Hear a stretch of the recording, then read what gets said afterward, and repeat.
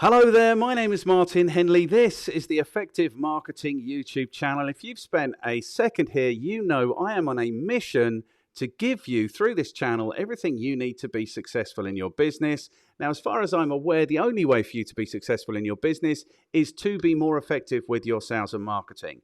So not only here are we giving you the marketing news, not only am I giving you the WTF series, I'm also bringing you Talk Marketing, which is about bringing anyone I can find, anyone I can beg, borrow, or steal to appear on the channel to extract everything they know about sales and marketing, all with a view to giving you what you need to be more successful in your business. So today's guest has sales experience going back to 2005, so that's 17 years. In that time, he has added $1 billion of enterprise value, founded and grown an ANZ-wise company that delivered an 8 times return for his investors. He is currently the MD of Black Wallaby, which is a business that supports startups and scale-ups. In his What Motivates Me or What Drives Me section, which is a section that he seems to have created for himself on LinkedIn, one of the quotes he cites is somebody said about him, "You help me reshape what I believe is possible by your exponential thinking mindset." I want somebody to say that about me one day. Today's guest specialist subject is accelerated business growth. Today's guest is Shane Preston. Good afternoon, Shane. Hello, Martin. Great to be here. It's great to have you here. Thank you so much, man. You're here because Jamie recommended that we have a conversation. So that's the way that this is kind of working, that people are referring me to people to have conversations. You're all the way in Australia, so thank you so much for agreeing to spend this time with us, man. Yeah, pleasure. It's great to be here and really looking forward to it. Jamie has had some fantastic things to say. Okay, well, it seems like people have fantastic things to say about you. You know, I've been reading your LinkedIn profile. Something about helping people with their relationships, something about supporting people to have a quality of life and strong careers. It feels to me like I've known you for 15 minutes. It feels to me like you're doing some good in the world, man. Well, thank you. And I think that's sort of an unintended consequence of focusing on the people rather than focusing on the revenue, Okay. which is ironic when, you're really all about growing businesses. But one of the people who's had a big influence in my life, a gentleman called Phil Meidlack, who I'm sure we'll talk about later on, Phil's all about growing the person and creating a culture that gives you an enablement, an ability to grow businesses and achieve your objectives. And I think it's come a lot of what Phil has done to help me think and grow has hopefully come through him by focusing on people and really working on the philosophy that if you give people everything that they can be to be successful, they often become way more successful than you suspected and way more successful than they thought they would be themselves. And so I think maybe that's behind a few of those nice little comments that people have made over the years. Fantastic. Well done, you. So it's not a consequence of you actually meaning to be not very nice, like an unintended consequence. You didn't go out to upset people. Okay, I get it. No. Okay, good. So it seems to me that this has been a little bit of a theme that's run through these conversations, is kind of the success versus quality of life versus all of these things. And I don't really know what I want to say about that, but it is definitely a theme. It is definitely a theme. Maybe we'll go to that when we go through the questions. As you know, there's only 5 questions. So the first question is, how are you qualified to talk to us about accelerated business growth? The second question is, who do you work with and how do you add value in their lives? The third question is, what is your recommendation for anyone looking to achieve accelerated business growth? The fourth question is, what should people read? And the fifth question is, who can you throw under the bus to have some of these conversations with me? So the first question then is, how are you qualified to talk to us about accelerated business growth? I think it's an excellent question, Martin. And I would say formally and officially, as in the way in which we understand the word qualified, I don't think I am. What I would say is I've picked up a bunch of experiences over the years, and I think those experiences give me a grounding in which to talk about this particular topic. And I guess if you put it another way, maybe I've graduated from the School of Hard Knocks, and maybe that's the qualification. Having had the opportunity to make a bunch of mistakes in my career, and like everybody, I rarely put those on my CV or my LinkedIn profile. But I find you learn way more from those mistakes than you do from your successes. And I think it's those experiences and the reflections and the ability to go back and say, was I lucky there? Or do I have a process? Do we have a process? Was there something we can do that's repeatable? If you can pick it up and drop it into another business in another sector or another environment, then I think that kind of takes that experience and gives you a quasi qualification to talk about it with yourself today. Okay, cool.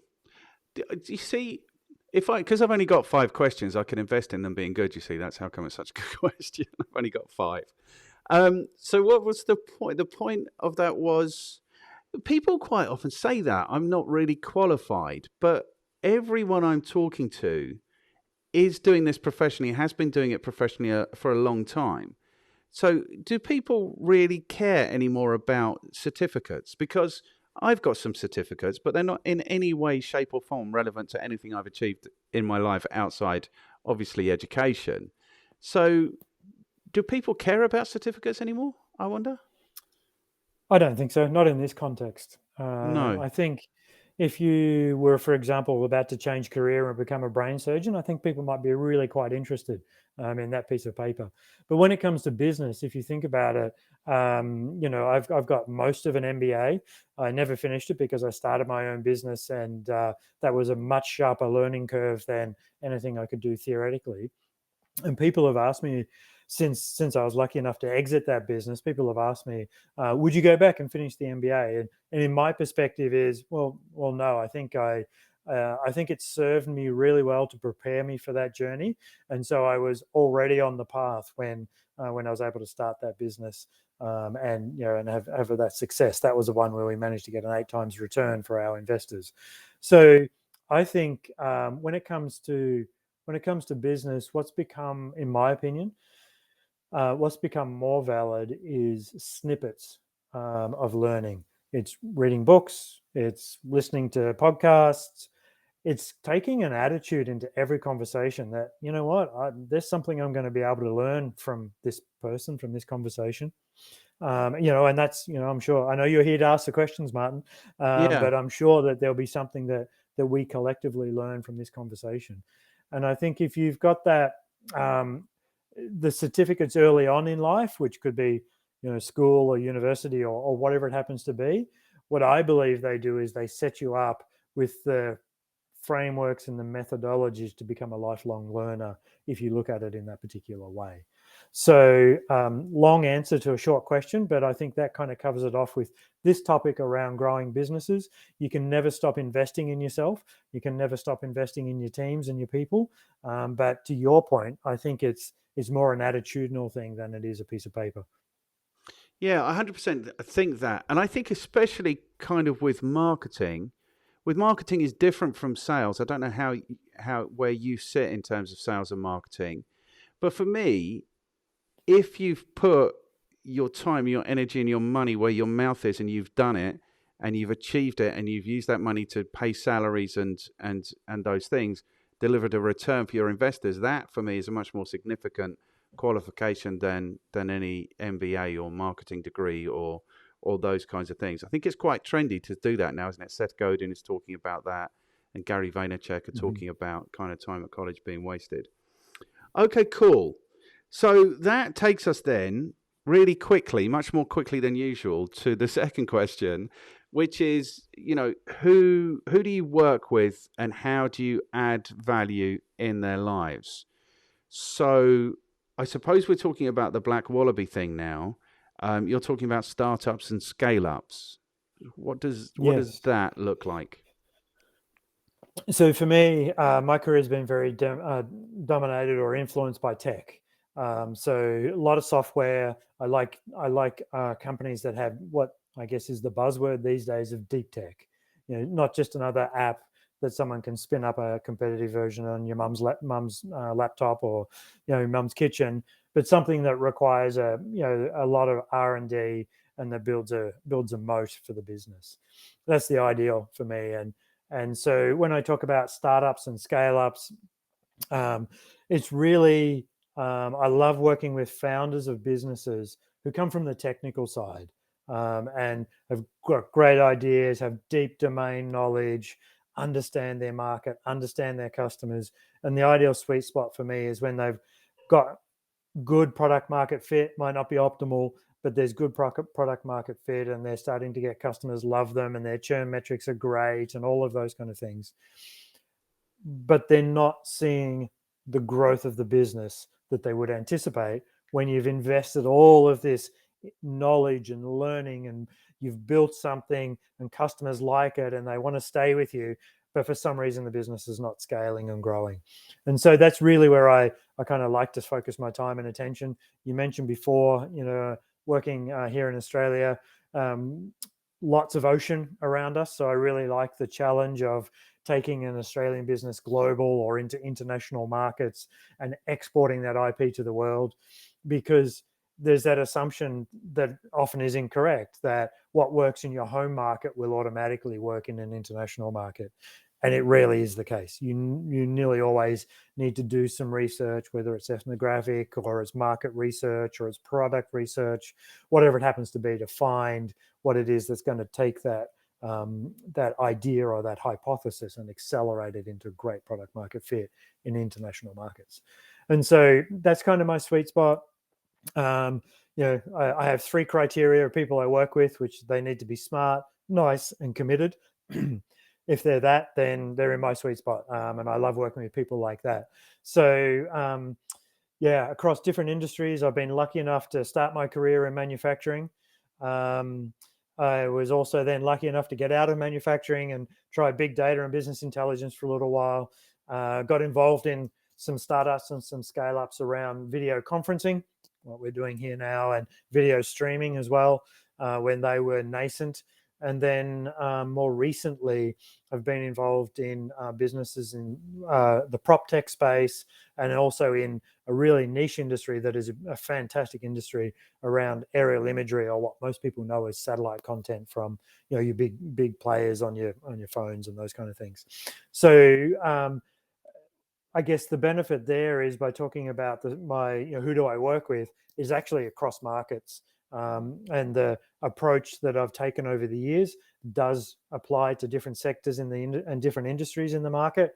It's really that that stage of business and that scale and that openness to say, okay, we need to do things a little bit differently if we want to achieve hyperscale, as it's beautifully termed these days. Okay, super cool. So, 2 things. Smart, nice, committed. That's great. That's absolutely wonderful. I might steal that as a thingy. You can write, and maybe that's how you help them reshape what they believed was possible with your exponential thinking mindset. There you go. The other thing is this: you say good product market fit, and you're looking for businesses with good ideas. I've got a bit. You'll come to know about me. I've got issues in my life, but I've got a bit of an issue with this idea of product development and this idea that products are developed by clever people sitting in there. I mean, you didn't quite say that as well. You said they had good market insight, or domain knowledge is the word that you Domain used. knowledge. Yeah. So this good product and good market fit. My theory is that having the wrong product is the only existential problem you will have in your business. Like, because if you've got the brand slightly wrong, the price slightly wrong, the targeting, all of those things can be tweaked and fixed. But if you are driving with the wrong product, it's essentially over, I think. So, what do you think I think about we're that idea? Yeah, I think we're in agreement there.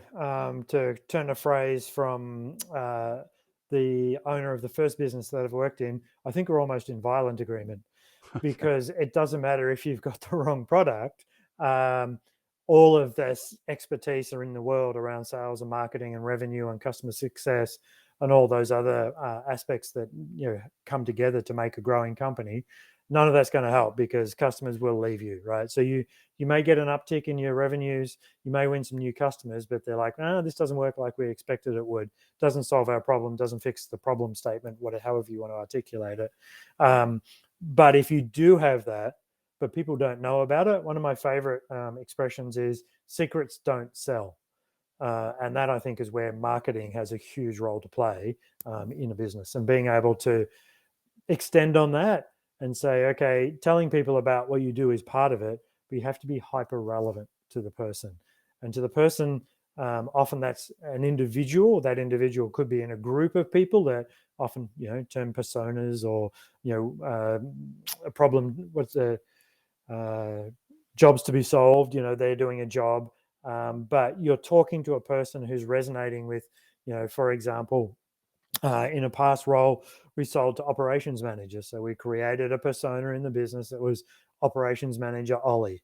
And here were Ollie's challenges in business, and here's what he was trying to achieve. And here's a bit more about him. So when you were talking to that person, either via web-based communications, they were consuming our content, or a customer-facing individual was speaking to them, they were really relevant. And so Ollie was rapidly understood that we had a secret that could solve solve Ollie's problem. So kind of tying a few things together there, I think to your point, if you've got the wrong product, if you don't have a product, if it doesn't solve the problem of your target market, well, get another product or get another target market. Depends on what the situation is. But once you do get a product that does solve a problem for your target market, then don't keep it a secret. Okay, good. But this is almost like, I don't know if I realized this afterwards, but when I was running the effective marketing company properly and I was interested in having customers, it was almost like when you were pitching people, they wanted you to validate their product. Like, is it a good product? Or more than that, it was more like, it is a good product, isn't it? It is a good product. So they expect us to be able to do that. And we can do that now, kind of with technology, with internet, with digital marketing, internet marketing. Listen to me, I'm so old. With digital marketing, we can kind of do that. But for me, this goes to like the really big issue of sales and marketing, where people think that sales and marketing is convincing people to buy things that they don't want or need. And that seems to me just takes things in completely the wrong direction. Like, nobody's so stupid that they're going to continue to give you money for something that doesn't do what they want or need it to do, I think. So that's interesting. So how do you know if it is a good product market fit? How would you go about assessing that? So there's two dimensions really to that, and one is I love data-driven decisions. Excuse me. Probably goes back to my early career when I used to be an engineer, or I'm now a retired engineer, as I like to say. So I have a data-driven and a process-centric way of approaching things. So I would go to the metrics, and the key metric there is going to be around the churn number in the software world. Are people staying on the tool, on the platform, on the software? If they're not, that's an indication they're voting with their feet, so to speak. The next one is more conversational, a bit like what we're doing, which is market research. So for me, you mentioned before, sales and marketing. The other part of that is the product element. And that's where you go, and the methodology doesn't really matter. You can use your design thinkings or whichever one people are most comfortable with, but going out to the customers and the potential customers, the target market that you've identified, your ideal clients, and asking questions and understanding their workflow, understanding how they go about their business now. What do they do currently to solve this problem? Because if they didn't, they wouldn't be in business. Generally speaking, most of the times, what I see are process optimization or process acceleration tools. We help you do your current job. It's just faster, cheaper, better, whatever the metrics and messaging is. And so, if you can get that market research and do that without a biased view, which can be challenging, especially for founders who have so much domain knowledge. They think, I know the answer. I just need to go and tell people that I've got the answer. It doesn't work that way. I don't think any of us like being told exactly what, here's all your problems and I can solve them for you. In fact, later on, we may get more into in the selling methodology, but that's why really, in my opinion, really good salespeople have two ears and one mouth, and they use them in that proportion. They listen twice as much, way more than they talk. They don't tell people, they ask questions, and they get them to the same outcome. But I've kind of gone off track there a little bit. But to your point, look at the data and then ask lots of questions of the market to validate that what we think is a great product market fit is actually going to be valuable, and people are not just willing to pay for it, but willing to tell their friends and their colleagues and their network, hey, you should go and pay for this as well. That's, I think, when you know you've got product market fit. 100%. And I think the real issue here is this bias, because people are desperate for the good idea that they've come up with to be the idea that changes the world and buys them big houses and nice cars and fancy holidays and all those things. And so there's a lot of wishful thinking goes on in that, I think, where, yeah. Okay, so that's really interesting. And okay, so that then brings us to kind of what you do for these people. So is there a process to this, or is it, you said you asked yourself, have we got lucky, or is there a process? Is there something I can do somewhere else? So how much of it is a process and how much of it is luck? It's a good question. I did a bunch of business in Southeast Asia for a while, and I came across a Chinese proverb which was "luck favors the prepared mind." So I'll leave that with you. But what I would say is there's definitely an element of process and framework. I believe there are key elements like, do you need to do everything in the same order every time? No, I don't think so. It's a little bit like, when you go and read the next sales methodology book, what was solution selling and became spin and became all of those other ones. A sale never follows a beautiful process. So in the same way as if you're looking to grow a business and accelerate the revenue, there's elements that if you bring them all together and you look back on the journey in 12, 18, 24 months time, look, we've created a beautiful process, but the order is often different depending on which stage the business is up to. In some cases, it could be that, to your point, you need to validate the product market fit first, right? Okay, let's do the market research before we get into market. In other instances, it could be, hey, we've got a lot of really fantastic inbound interest in this business and this idea. In others, it's okay, we need a laser focused outbound approach. All of those are kind of elements that if you bring them all together, tie in, okay, now's the time to add our update and refresh and really go with the content strategy to that. Right, now we've got all the elements together, let's build the framework and the reporting structure and put all the metrics in place. These are all elements that come together. So, have I written a book and got it beautifully articulated as a process? No. Is there a framework? Absolutely. And if you put all of those elements together in roughly in an order that makes sense, you'll get the outcome that is a rapidly accelerating business. And holidays and fast cars and all of those things that you talked about. Excellent. And I think that is the thing, isn't it? Is that it's always a journey, and it's always about working out where people or a business are and working out where they want to get to, and then how to do that. So it can never be a 15-step process, because you're not picking people up in the same place every time. Yep. Okay. How much of it is sales and marketing, would you say? And how much of it is other lesser things? I've come to use the term revenue more Okay. recently. And because revenue to me is two things. It's all encompassing. So it gives you sales, it gives you marketing, it gives you customer success, it gives you product marketing, product. And so you have flexibility or the ability to touch in the nicest possible way all those elements of the business. But also I found that sales and marketing often comes with a preconceived set of ideas. Oh, you're the slimy sales guy.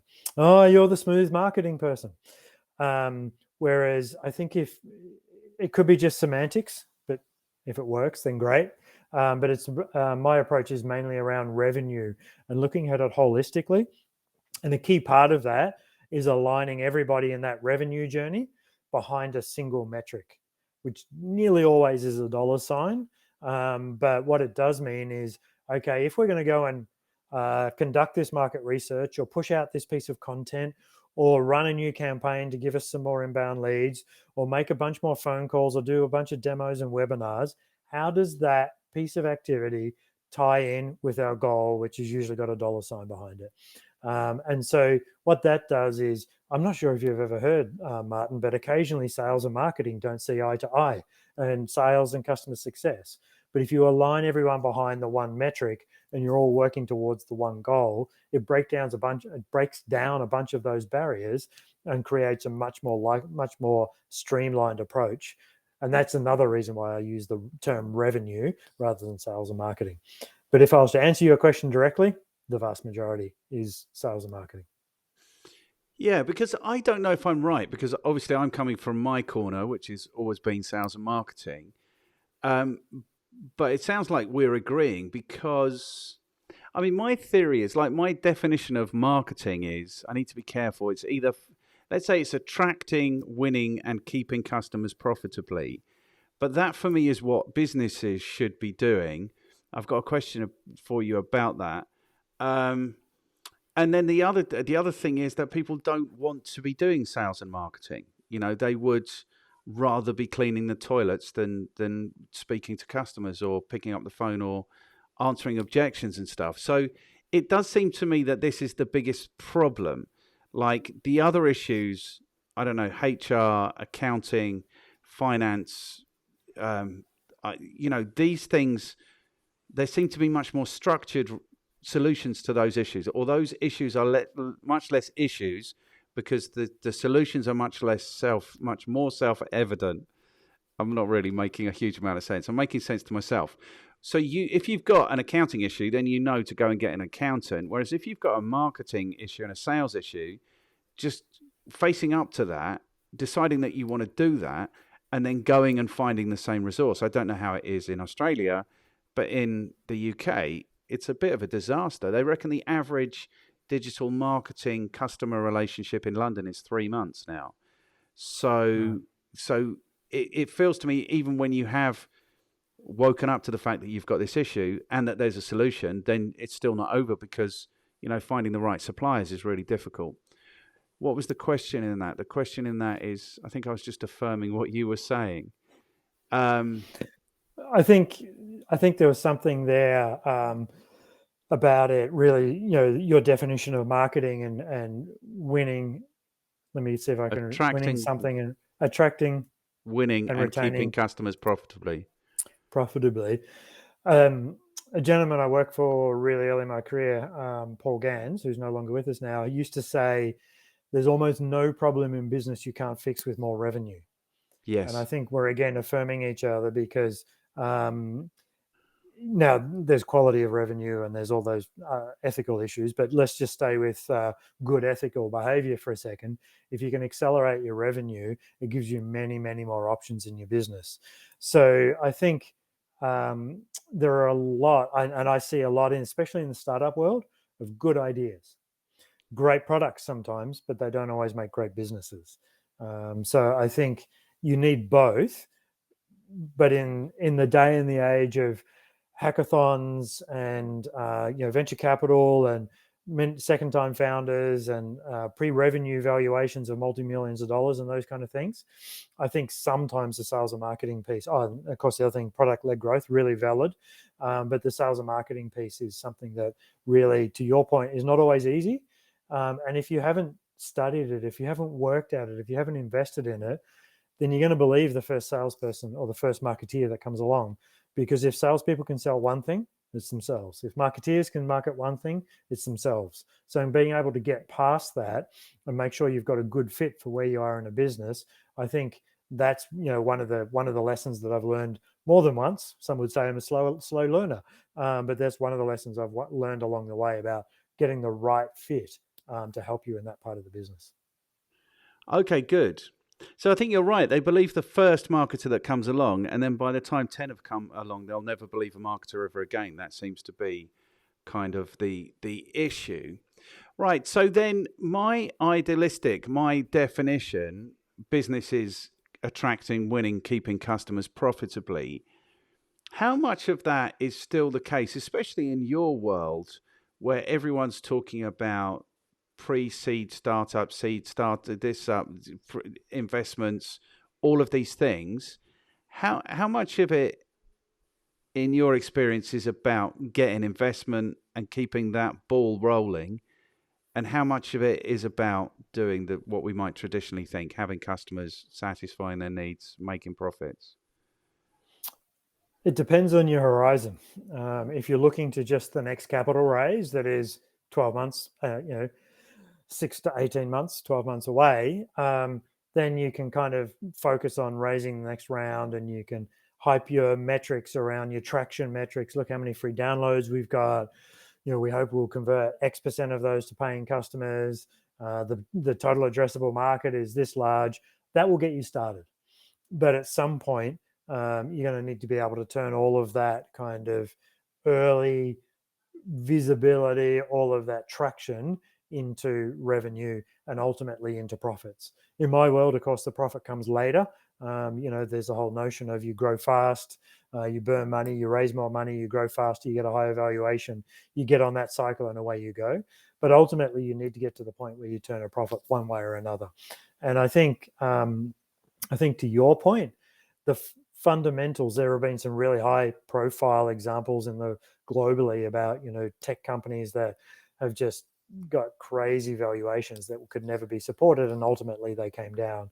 But I think the fundamentals in business remain, and at some point you're going to have to deliver on revenue, you're going to have to deliver on profitability or gross margin or whatever your metrics are, to be able to keep that going, to keep the investors coming, or to get to a point where you've got an EBIT driven bottom line and you can grow your business sustainably.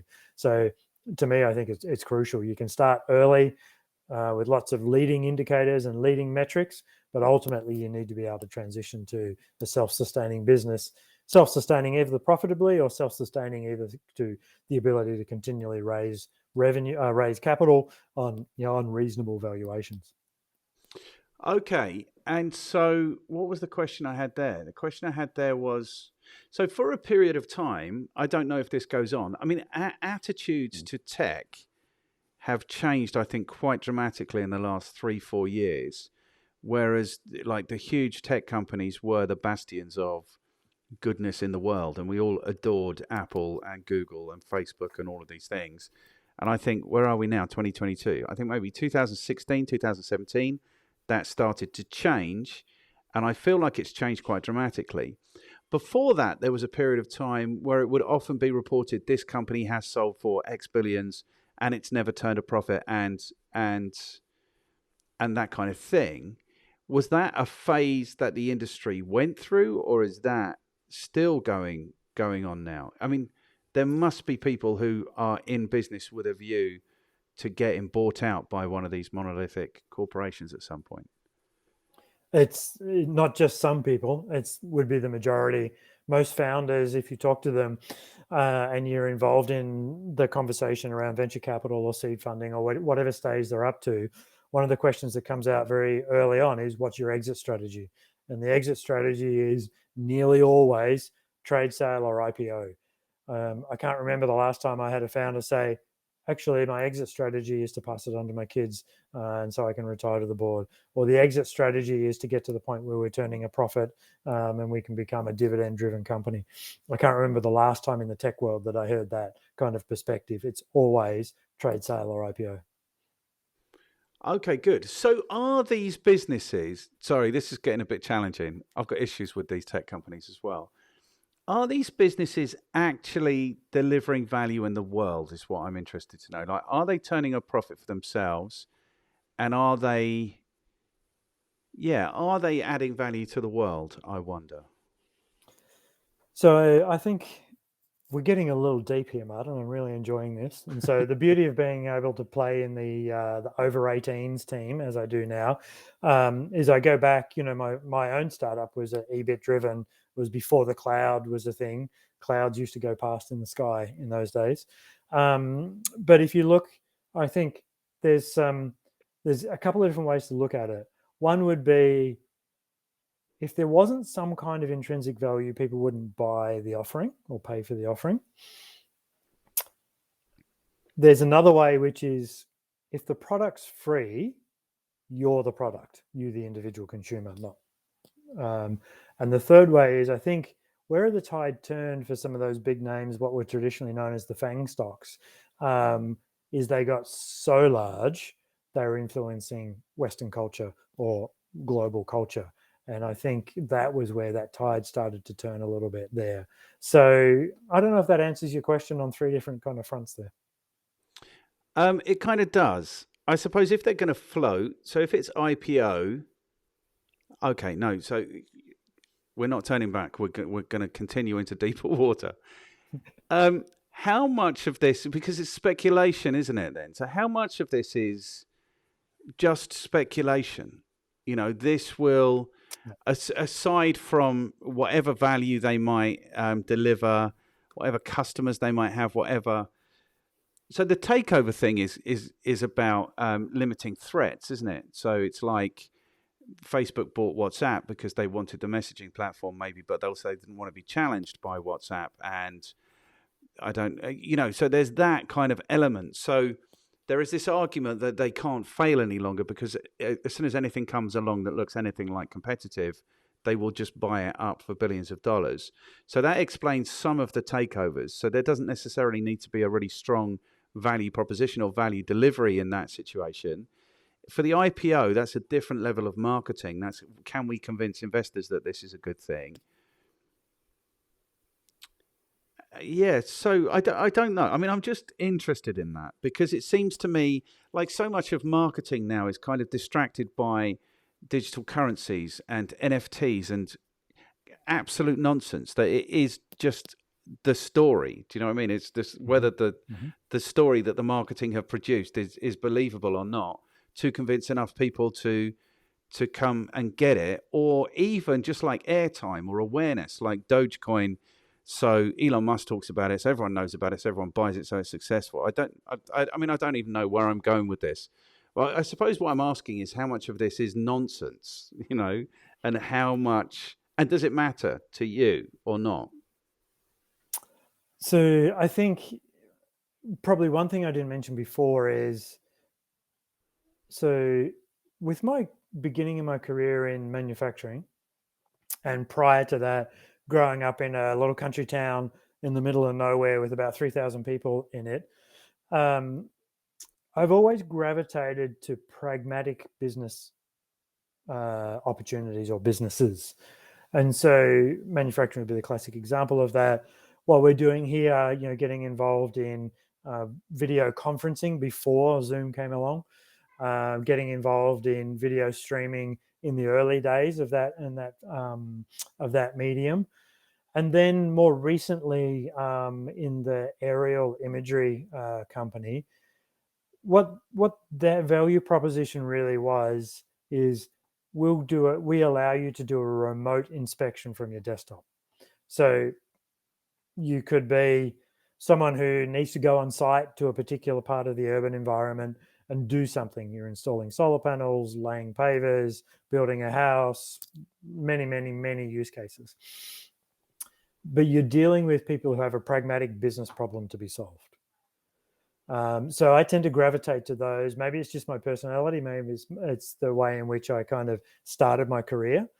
But I tend to have not, I've had the opportunity to look at some crypto businesses, some NFT businesses. It just hasn't been for me. And I think it's that pragmatic solving a problem that I tend to gravitate to.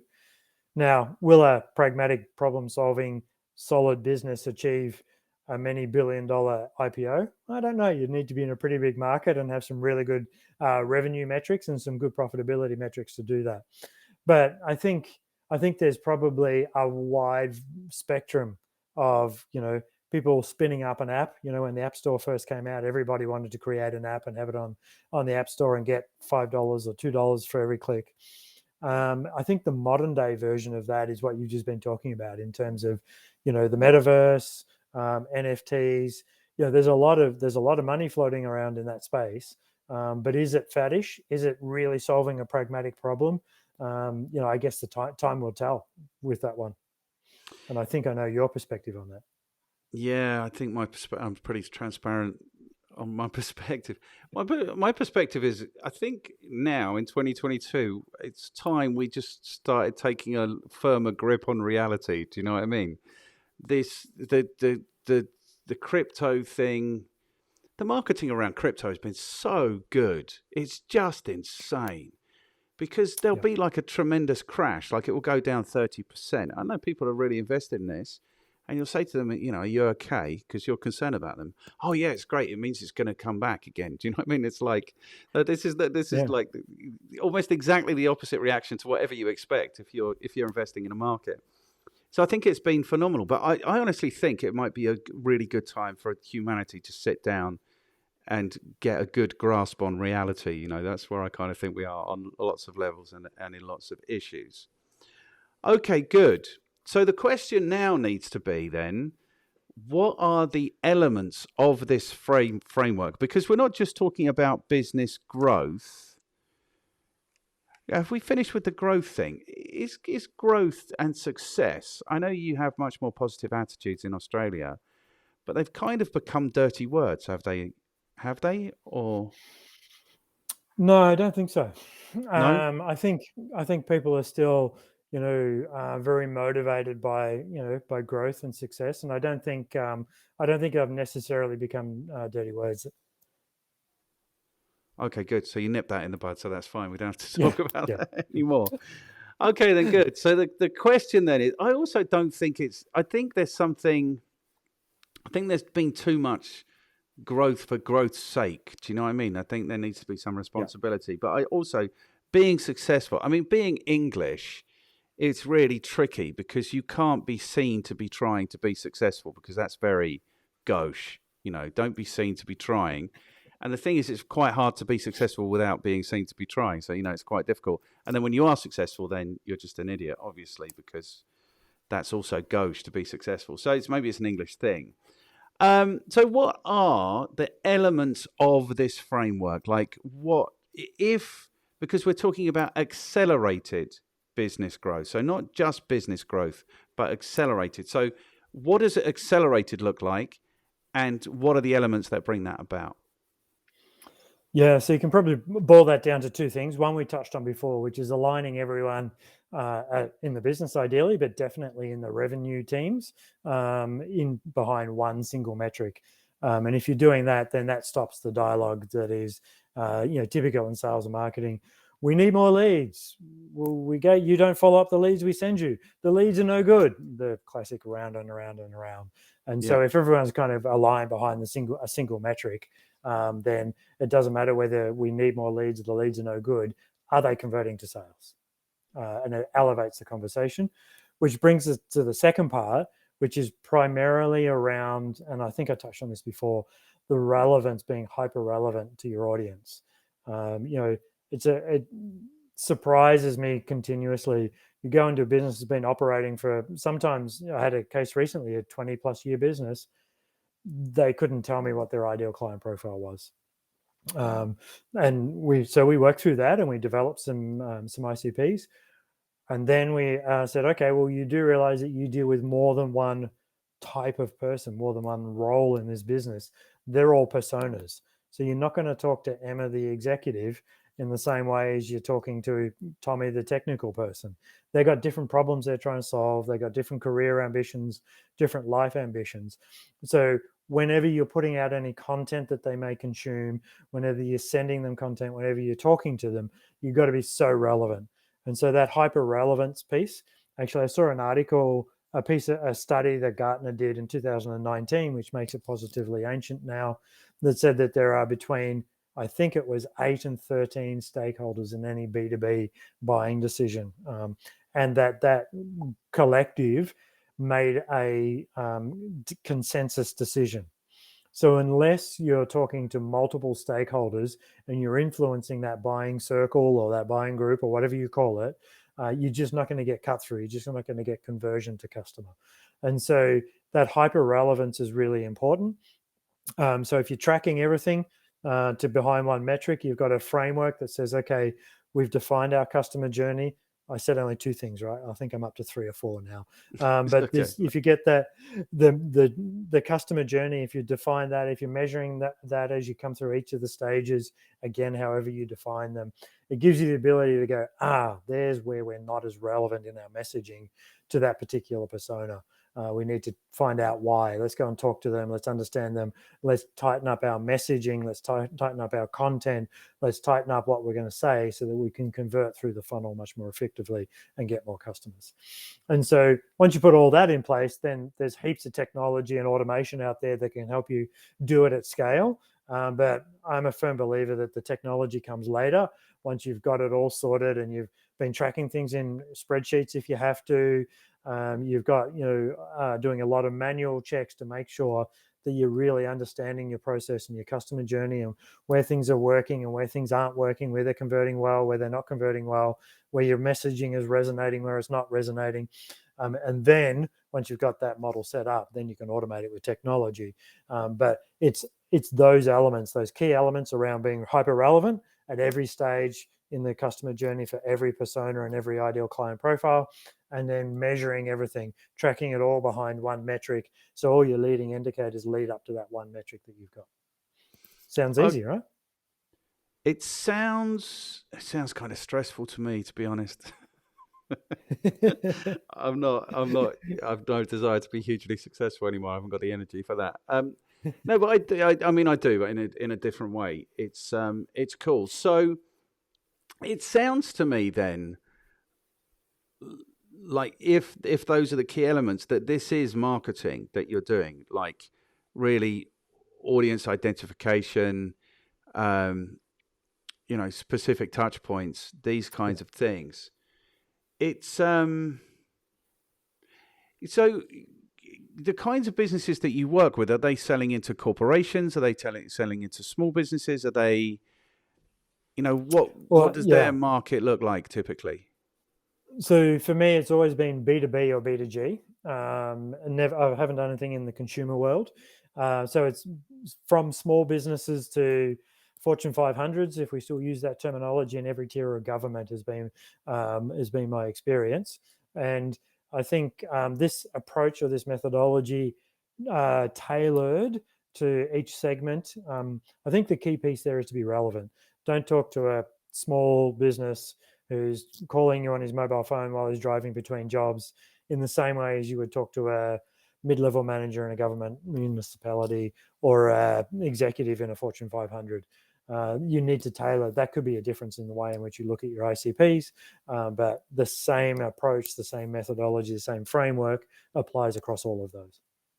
Okay, so it really is about tailoring your approach and your message to the person that you're speaking to. So that might be the style of business if you're dealing with lots of small businesses, but it might be the role of an executive or a manager in a corporation. Okay, because this goes then to like this, what do they call it? ABM, account based marketing, is that what they Absolutely. call it? And Yeah. this is a whole different sphere of business. It's not what I've done for a long time. So I tell you, one time I did do account based marketing before it was a thing.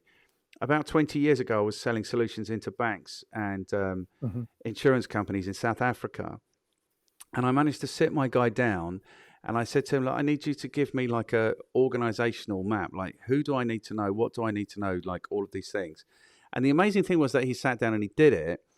But his whole frame of reference was how far from retirement everyone was and who was going to get their job when they were gone. So that was like a fascinating, like little customer insight. So how does this account-based marketing work? Because you're entering into, here's the last thing I want to say about it. I've always said to people that irrespective of if they're presenting as a committee, there's typically one person who can say yes and actually mean it if you're selling something significant into a corporation. But almost everyone can say no, you know. So Yeah. so That's like the down consensus piece that I just mentioned. Yeah. The yes. consensus usually means people get the ability to say no, but they collectively or individually have to say yes. So Right. Okay. So how do you, because I haven't sold into corporations in 20 years, so I would have no idea now. How does that work? What is Yeah, how do you do that? What's appropriate? Is it appropriate immediately you get an inquiry from a corporation that you just go on LinkedIn and connect with everybody within that organization immediately? Is it like, I don't know. How do you go about doing that? there's a fair bit there, but you're right. Account-based marketing at scale is a key element of this. So account-based marketing started out with, we have 3 banks that we want to do business with, so let's go and learn lots about them. We'll send them chocolates on a Friday afternoon.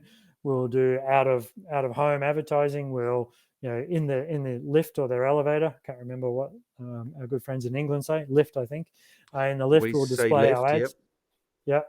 Yep. And we'll be very, very targeted, so that we'll say, ABC Corporation, you need to buy from Martin Henley, and those kind of things. So the challenge with that is, if you're not in large enterprise, and you might have a target market that's measured in, say, 50,000 potential companies in the small or medium scale, how do you do account-based marketing and you stay relevant, but you can do it at scale? So it's the same philosophy. And so this was actually what I was alluding to before when I said, and then you can get technology to help you scale this. There are a bunch of technologies out there that help you bring people through the funnel. So that's the first part. The second part to your question around, okay, you get an inbound inquiry, what do you do next? I'm going to split it and say, okay, inbound and outbound, you would have different flows in your business as to what you would do. From an outbound perspective, where you would reach into a company, get a conversation, and they would say, yes, I would love to learn more about you. I can't wait to speak to one of your salespeople or your demo people or whatever it happens to be if you're demonstrating your application. At that point, it's the ideal time to then say, okay, who else do we need to have in this conversation? Who else do you like to have involved? And additionally, the best businesses I've worked with, they'll then reach out and try to find the other personas and invite them to that conversation. So you create momentum right from the first conversation in what you think is likely to be the buying circle or the buying group there. So that's the approach. You try to get as broadly across the business as quickly as you can, so that you get consensus to move forward, rather than, to your point, trying to find that one key decision maker who still has to go by consensus to allow everybody to say no anyway. And so statistically, one of the things that I like to measure is, when you're getting an enterprise deal that's been in the pipeline for 3 months or 4 months or whatever it is, and you're getting to the point where someone wants to forecast it to the business, how many stakeholders are you talking to? How many personas are we engaged with? If the answer is 1, the conversion rate is nearly always a materially lower number than if you're engaged, if that particular salesperson or selling group, depending on the complexity, is engaged with multiple people. So, and then to your point around inbound can be challenging because you rarely get the right person the first time round. Depends how good your messaging is and how relevant you are.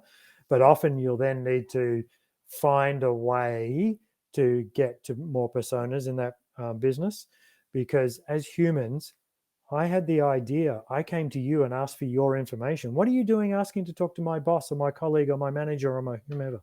So that can be challenging. And so, again, a different flow is required there to try to navigate your way through the business. And often that will happen after the first meeting, after the demonstration, when you've got a sponsor or whatever your terminology is to take you in other parts of the business. Answer Yeah, the question? because it does. Yeah. Yeah. I mean, it's almost political, isn't it? Because you can imagine that, I mean, by everyone, um, can say no, like even the secretary can say no. Do you know what I mean? Yeah. So it used to astound me when I was working in sales that people would row with the secretary to get put through and blah blah blah, because all that's going to happen is you're going to turn up and you're going to be sitting in the office and the secretary is going to be sitting in front of you, and immediately you leave, they're going to be saying that guy was a complete dick on the phone to me, and that's you're cooked. Do you know what I mean? You're Yeah. done.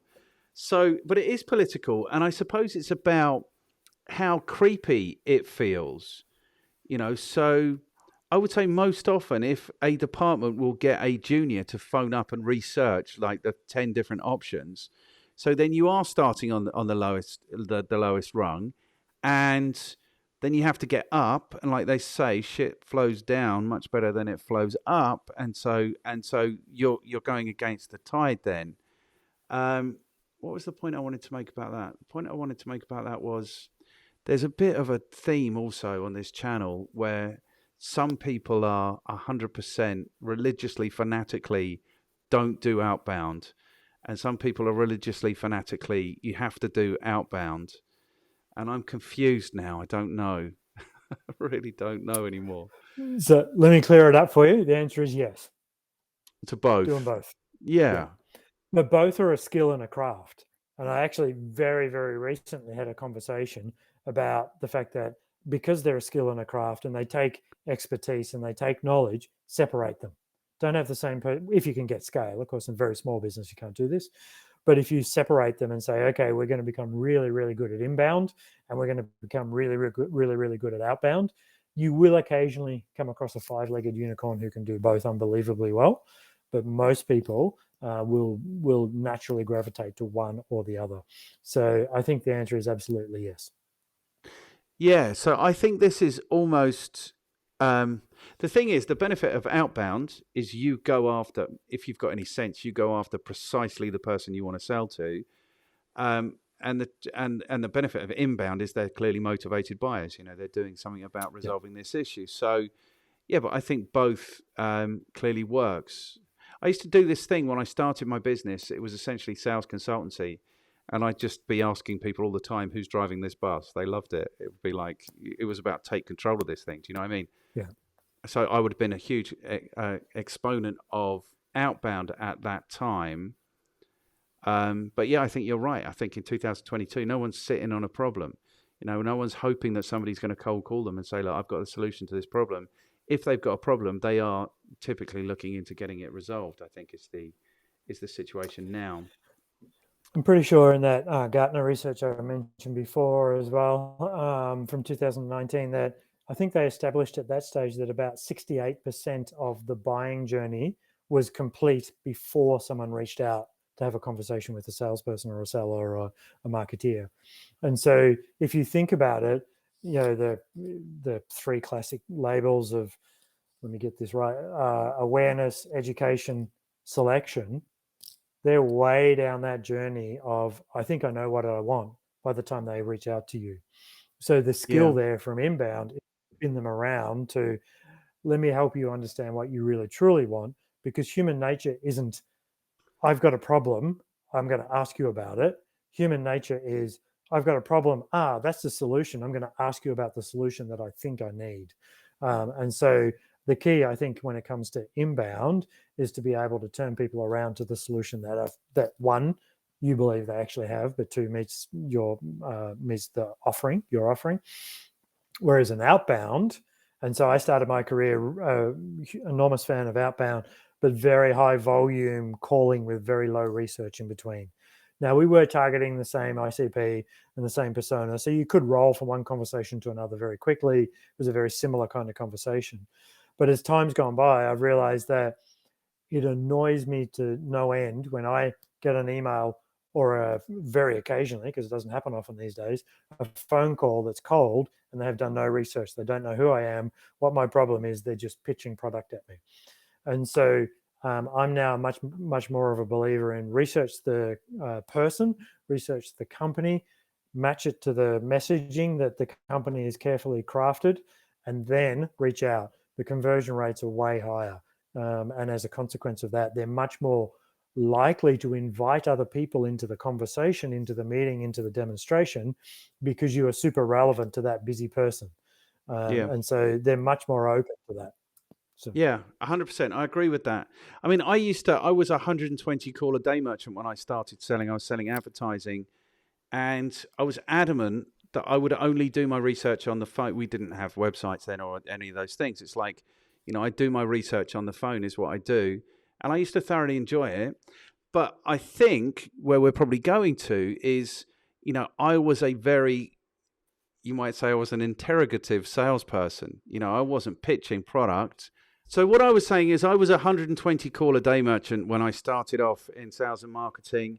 And I was adamant I do my research on the phone, because why would I could do an hour's research probably in 5 minutes if I'm speaking to the person. But I think the difference was I was never pitching product. I was interrogating people. Do you know what I mean? I was on a mission. I was like the nosiest policeman in the station. And that goes to something that you alluded to earlier, which is sales isn't about telling. Telling isn't selling. We know that. It's about what you can find out. It's about, it's about what you know and who you know and what you know about their motivations and their needs. That's what sales is about. So did you want to talk about that? Because you kind of suggested it. You said we might talk about it. So we know where the leads are coming from. Now it's about sales. So are your customers employing salespeople to go and do this work? Is it presentation type sales? Does it require salespeople? yeah, most of what I do requires salespeople. A number of companies I'm working with are searching for product-led growth initiatives to complement that, or maybe to take their business growth to the next level. Because you go to a big market like the UK, big for us, Europe, North America, they're enormous markets compared to the Australian domestic market.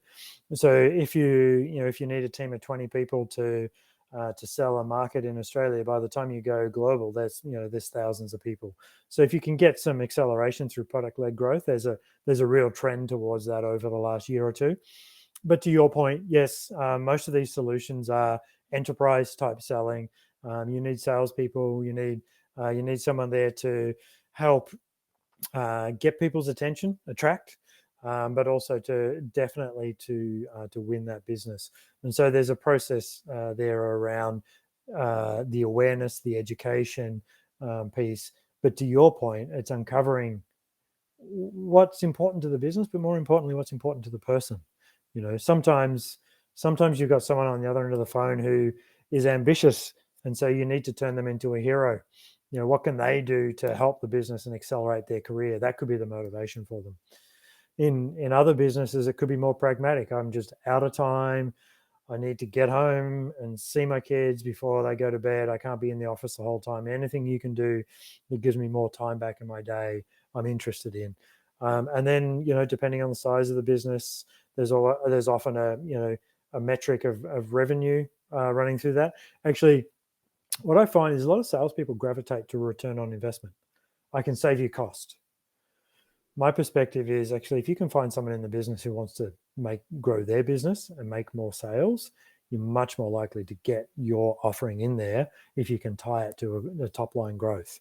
So it's interesting how we tend to gravitate in the sales world and in the marketing world to we can save money and time. Whereas what I've found, almost used English there. What I've found is that if you tied it to growing the customer's business, they're often much more interested and much more motivated. 100%, yeah.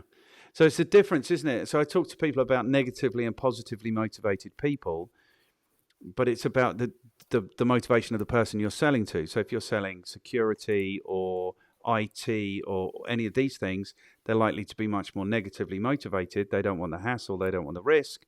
Whereas if you're selling marketing or these kinds of things, they're more likely to be positively motivated. They want more stuff. Um, Salespeople are interesting. I don't know if it's so much about marketing people, but salespeople are the most price conscious people I think on the planet. Because if somebody didn't buy from them, it's always because it's too expensive. Do you know what I mean? Or if it's difficult to sell, it's always because it's too expensive. And So you say, yeah, so they want to go to the, I don't know, is that kind of lazy motivation? It depends on the product, I suppose.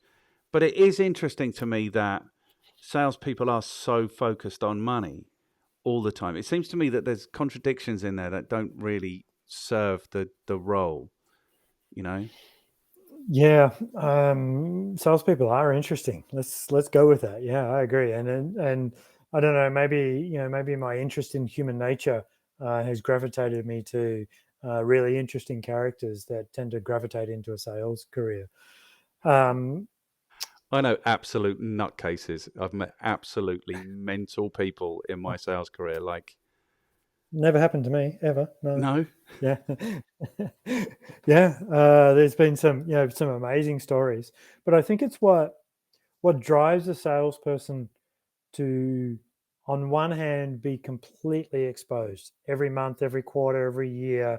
Great news, all the numbers are reset to zero again, and there's a leaderboard, and you can see exactly how they're performing against quota and against everybody else in the business. That can be very humbling if you're not doing well. But to me, a lot of salespeople are first and foremost motivated by recognition.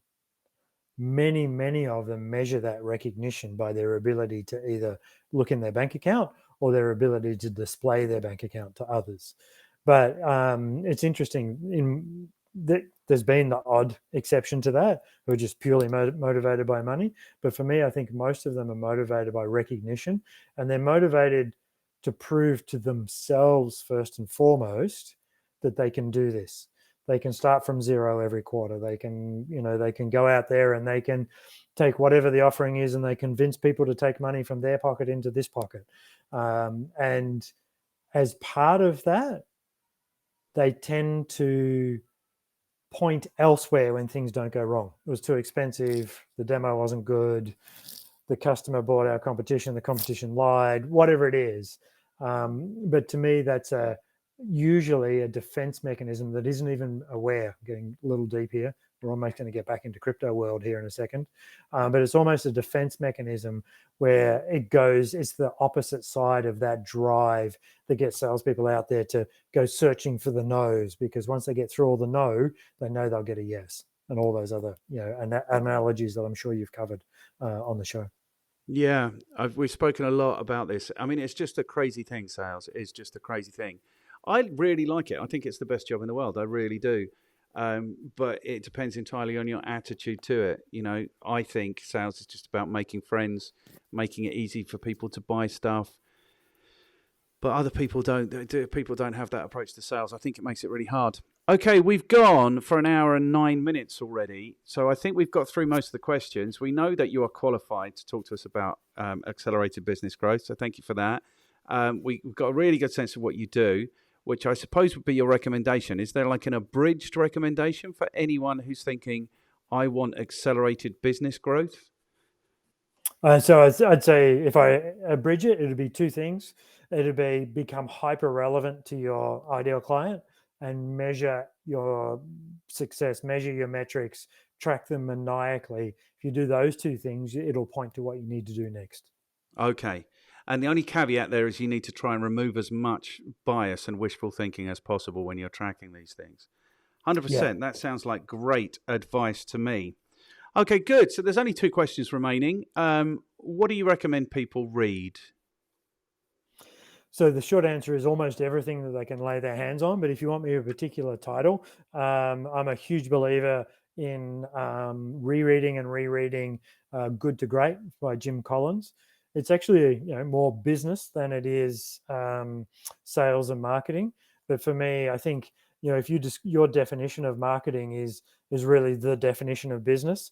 I think there's something in there, but that's the one that's right at the top of my list.